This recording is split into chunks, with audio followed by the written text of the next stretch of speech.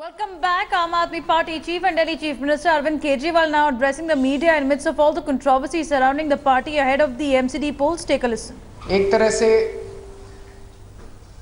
ये लोग आम आदमी पार्टी के पीछे पड़ गए हैं और ये मेरा कहना है कि आम आदमी पार्टी के साथ भेदभाव क्यों हो रहा है।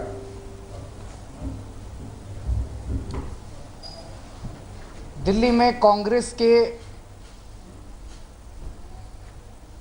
4 रेजिडेंशियल बंगले, 4 रिहायशी बंगले कांग्रेस पार्टी को दिए हुए ऑफिस चला रही है और एक प्लॉट है कांग्रेस के पास। कांग्रेस पार्टी का national headquarter 24 Akbar road,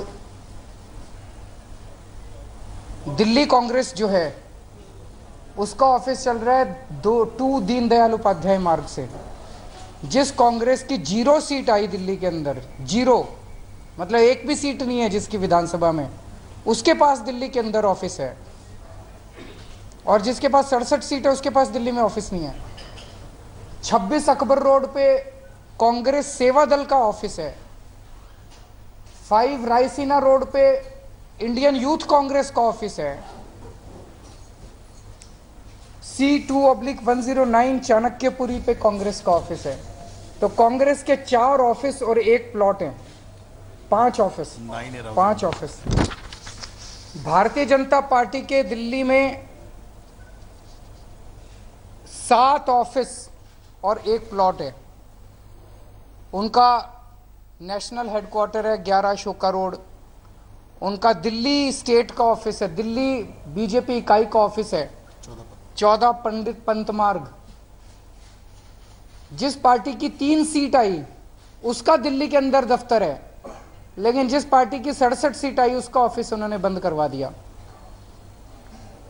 ABVP का ऑफिस है, केशव कुंज RSS हेडक्वार्टर है, विश्व हिंदू परिषद का ऑफिस है, भारतीय मजदूर संघ का ऑफिस है, संस्कृत भारती का ऑफिस है और अभी एक प्लॉट इन्होंने लिया है जिसके ऊपर इन्होंने भूमि पूजन किया था। RJD का दिल्ली में ऑफिस है, BSP का दिल्ली में ऑफिस है, लेकिन आम आदमी पार्टी का कल इन लोगों ने दिल्ली के अंदर ऑफिस बंद कर दिया।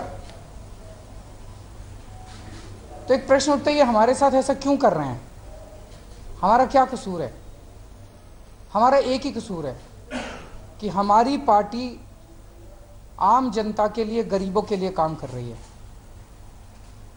और आम जनता को उनके हक दिलाने के लिए इसी की 3 सीट आई उसका दिल्ली के अंदर दफ्तर है, लेकिन जिस पार्टी की 67 सीट आई उसका ऑफिस उन्होंने बंद करवा दिया।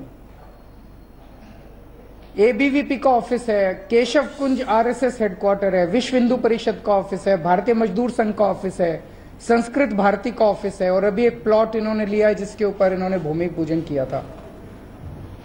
RJD का दिल्ली में ऑफिस है, BSP का दिल्ली में ऑफिस है, लेकिन आम आदमी पार्टी का कल इन लोगों ने दिल्ली के अंदर ऑफिस बंद कर दिया। तो एक प्रश्न उठता है, ये हमारे साथ ऐसा क्यों कर रहे हैं? हमारा क्या कसूर है? हमारा एक ही कसूर है कि हमारी पार्टी आम जनता के लिए, गरीबों के लिए काम कर रही है और आम जनता को उनके हक दिलाने के लिए इस देश के सबसे बड़े से बड़े शक्तिशाली माफियाओं के खिलाफ हमने लड़ाई छेड़ी है। दिल्ली के अंदर हमने पूरे देश में बिजली सबसे सस्ती कर दी। इसके लिए बिजली कंपनियों का जो इतना बड़ा माफिया था देश के अंदर, उसके खिलाफ संघर्ष करना पड़ा।